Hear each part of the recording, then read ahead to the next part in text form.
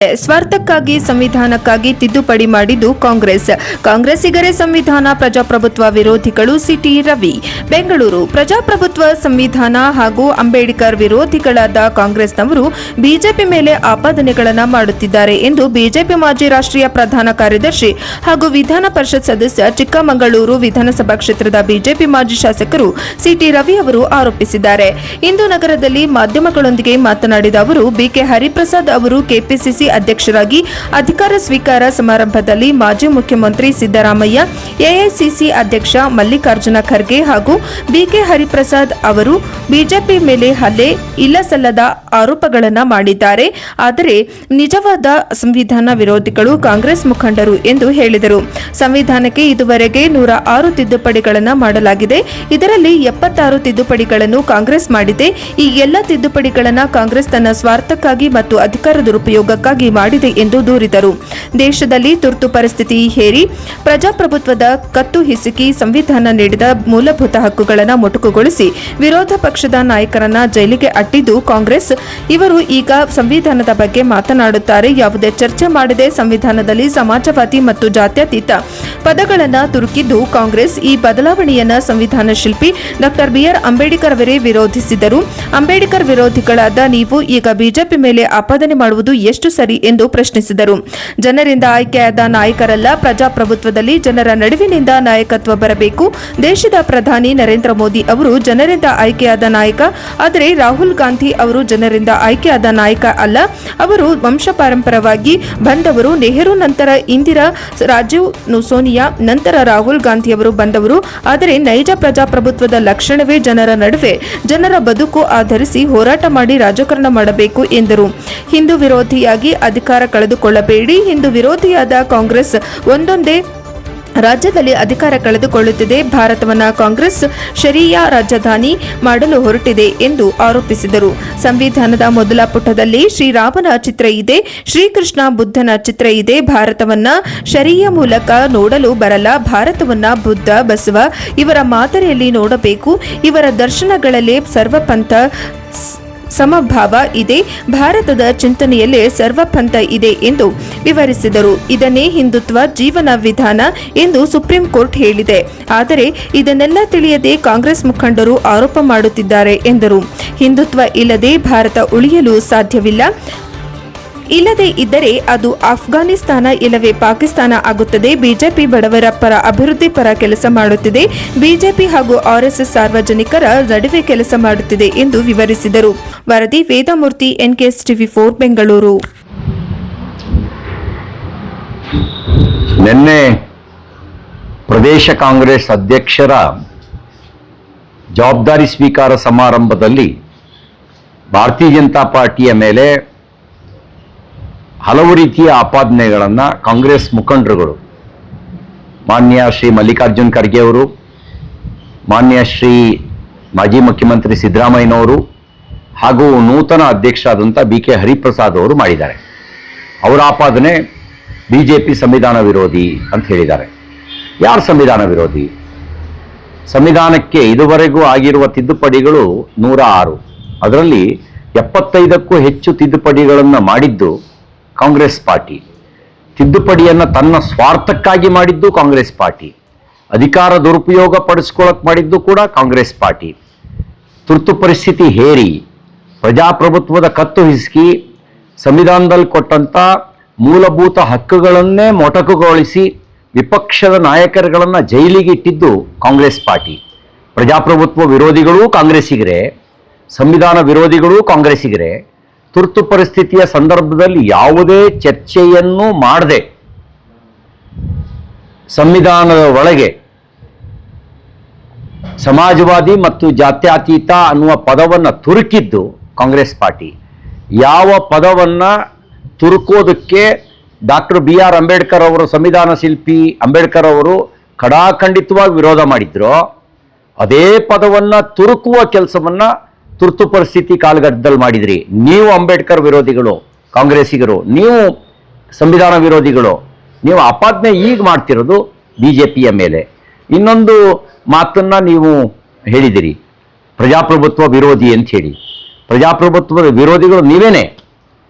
ಈ ಪ್ರಜಾಪ್ರಭುತ್ವ ವ್ಯವಸ್ಥೆ ಒಳಗೆ ಜನರ ನಡುವಿಂದ ನಾಯಕತ್ವ ಬರಬೇಕು. ಇವತ್ತು ಪ್ರಧಾನಮಂತ್ರಿ ನರೇಂದ್ರ ಮೋದಿಯವರು ಜನರಿಂದ ಬಂದಂಥ ನಾಯಕತ್ವ. ನಿಮ್ಮ ರಾಹುಲ್ ಗಾಂಧಿ ಜನರಿಂದ ಬಂದ ನಾಯಕತ್ವನಾ? ಅದು ಡೈನಾಸ್ಟಿ ಪಾಲಿಟಿಕ್ಸು, ವಂಶ ಪಾರಂಪರ್ಯ ನಾಯಕತ್ವ. ನೆಹರು ನಂತರ ಇಂದಿರಾ ಗಾಂಧಿ, ಇಂದಿರಾ ಗಾಂಧಿ ನಂತರ ರಾಜೀವ್ ಗಾಂಧಿ, ರಾಜೀವ್ ಗಾಂಧಿ ನಂತರ ಸೋನಿಯಾ, ಪ್ರಿಯಾಂಕಾ, ರಾಹುಲ್ ಗಾಂಧಿ ಅನ್ನೋದು ಅದು ವಂಶ ಪಾರಂಪರ್ಯ ರಾಜಕಾರಣ. ಇವರು ಪ್ರಜಾಪ್ರಭುತ್ವದ ವಿರೋಧಿಗಳು. ರಾಜಪ್ರಭುತ್ವದ ಮಾನಸಿಕತೆಯಲ್ಲಿ ರಾಜಕಾರಣ ಮಾಡ್ತಕ್ಕಂಥವರು ಪ್ರಜಾಪ್ರಭುತ್ವದ ವಿರೋಧಿಗಳು. ನೈಜ ಪ್ರಜಾಪ್ರಭುತ್ವದ ಲಕ್ಷಣವೇ ಜನರ ನಡುವೆ ಜನರ ಬದುಕನ್ನು ಆಧರಿಸಿ ಜನಪರ ಹೋರಾಟ ಮಾಡಿ, ಜನಪರ ಕಾರ್ಯ ಮಾಡಿ ರಾಜಕಾರಣ ಮಾಡ್ತಕ್ಕಂಥ ರಾಜಕಾರಣ ಇದೆಯಲ್ಲ, ಅದು ಪ್ರಜಾಪ್ರಭುತ್ವದ ನೈಜ ಆಶಯವನ್ನು ಬಿಂಬಿಸುತ್ತೆ. ವಂಶಪಾರಂಪರ್ಯವಾಗಿ ಬರ್ತಕ್ಕಂಥ ಅದರಿಂದ ಮಾಡ್ತಕ್ಕಂಥ ರಾಜಕಾರಣ ಪ್ರಜಾಪ್ರಭುತ್ವ ವಿರೋಧಿಯಾಗಿರ್ತಕ್ಕಂಥ ರಾಜಕಾರಣ.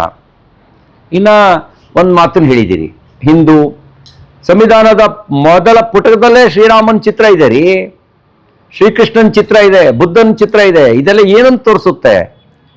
ಭಾರತನ ನೀವು ಈ ಶರಿಯಾ ಮೂಲಕ ನೋಡ್ಲಿಕ್ಕೆ ಬರುತ್ತಾ? ಭಾರತವನ್ನ ನೀವು ಇನ್ಯಾವುದಾದ್ರು ರೂಪದಲ್ಲಿ ನೋಡ್ಲಿಕ್ಕೆ ಬರುತ್ತಾ? ಭಾರತವನ್ನು ನೋಡಬೇಕು ಅಂತ ಹೇಳಿದ್ರೆ ರಾಮ, ಕೃಷ್ಣ, ಬುದ್ಧ, ಬಸವ ಇವರ ಮಾದರಿಯಲ್ಲೇ ನೋಡ್ಬೇಕು ನೀವು. ಇವರೆಲ್ಲರ ದರ್ಶನಗಳಲ್ಲೇನೆ ಅದರಲ್ಲಿ ಸರ್ವಪಂಥ ಸಮಭಾವ ಇದೆ. ಭಾರತೀಯ ಚಿಂತನೆಗಳಲ್ಲೇ ಸರ್ವಪಂಥ ಸಮಭಾವ ಇದೆ. ಇದನ್ನೇ ಹಿಂದುತ್ವ ಅಂತ supreme court way of life ಅಂತ ಹೇಳಿದೆ. ಹಿಂದುತ್ವ ಇಲ್ಲದೆ ಇದ್ರೆ ಭಾರತ ಯಾವತ್ತೂ ಭಾರತವಾಗಿ ಉಳಿಯೋಕ್ಕೆ ಸಾಧ್ಯ ಇಲ್ಲ. ಅದು ಅಫ್ಘಾನಿಸ್ತಾನ ಥರನೋ, ಪಾಕಿಸ್ತಾನದ ಥರನೋ, ಬಾಂಗ್ಲಾದೇಶದ ಥರನೋ ಪರಾವರ್ತನೆ ಆಗಿಬಿಡುತ್ತೆ.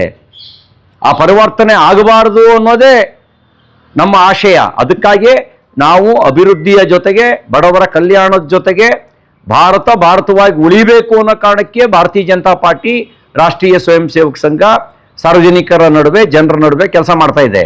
ನಿಮ್ಮ ಉದ್ದೇಶ ಏನು? ನಿಮ್ಮ ಉದ್ದೇಶ ಈ ಭಾರತವನ್ನು ಏನು ಮಾಡಬೇಕು ಅಂತ ಹೊರಟಿದ್ದೀರಿ? ಶರಿಯಾ ಕ್ಯಾಪಿಟಲ್ ಮಾಡಬೇಕು ಅಂತ ಹೊರಟಿದ್ದೀರಾ?